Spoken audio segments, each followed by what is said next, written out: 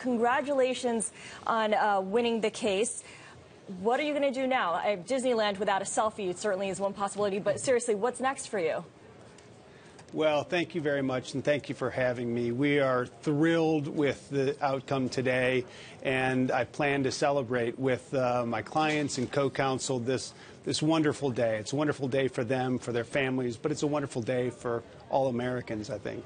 And we should clarify for everyone here and make clear that your role in the case was to argue question 2. Does the 14th Amendment require a state to recognize a marriage between two people of the same sex when their marriage was lawfully licensed and performed out of state? I'm not going to ask you to redo the argument here before us, but more a personal question to you.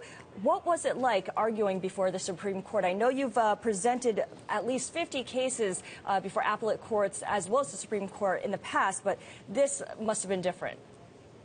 Well, this was different. This was clearly a much more momentous case than the others that I've argued. Obviously, we take them all seriously, but I knew that there were so many hundreds of thousands of people whose sense of dignity and the equal respect that they're entitled to under the Constitution hung in the balance here. So obviously that was something that I took with me, but I also knew that I had those hundreds of thousands, but also the millions upon millions of people who believe in equality standing behind me, and that gave me a lot of comfort. Sir, can you talk to us about the economic implications of this decision? What will it mean for this country as same-sex couples marry? They get the same benefits, the same rights as heterosexual couples. Well, one thing we know is that marriage has been fundamental to the United States, to the society, to our economy for a long time, in part because marriage does provide stability to the couple and to their children.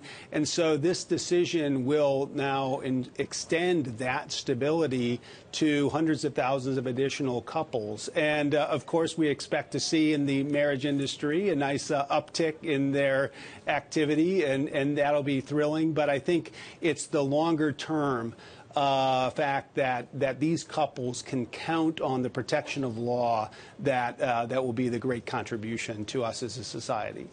Doug, I want to get back to your preparation and how you felt during the argument. At what point did you feel the most frustrated, perhaps, while it was proceeding, and at what point were you most optimistic?